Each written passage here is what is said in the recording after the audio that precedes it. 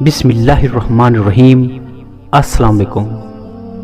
حضرت عبداللہ بن عمر بن عاص رضی اللہ تعالیٰ عنہ سے روایت ہے کہ ایک دن رسول اللہ صلی اللہ علیہ وآلہ وسلم نے اپنے ایک ہاتھ کی انگلیاں دوسرے ہاتھ کی انگلی میں ڈال دیں اور مجھ سے مخاطب ہو کر فرمایا، اے عبداللہ بن عمر، تمہارا اس وقت کیا حال اور کیا رویہ ہوگا جب صرف ناکارہ لوگ باقی رہ جائیں گے؟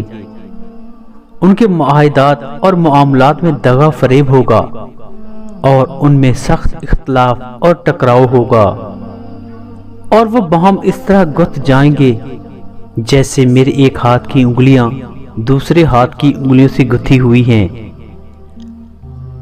عبداللہ بن عمر رضی اللہ تعالی عنہم نے عرض کیا کہ پھر مجھے کیسا ہونا چاہیے یا رسول اللہ صلی اللہ علیہ وآلہ وسلم؟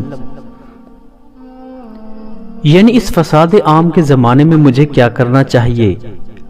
آپ صلی اللہ علیہ وآلہ وسلم نے ارشاد فرمایا کہ جس بات اور جس عمل کو تم اچھا اور معروف جانو اس کو اختیار کرو، اور جس کو منکر اور برا سمجھو اس کو چھوڑ دو، اور اپنی پوری توجہ خاص اپنی ذات پر رکھو اور اپنی فکر کرو، اور ان ناکارہ و بے صلاحیت اور آپس میں لڑنے والوں سے اور ان عوام سے تعرض نہ کرو۔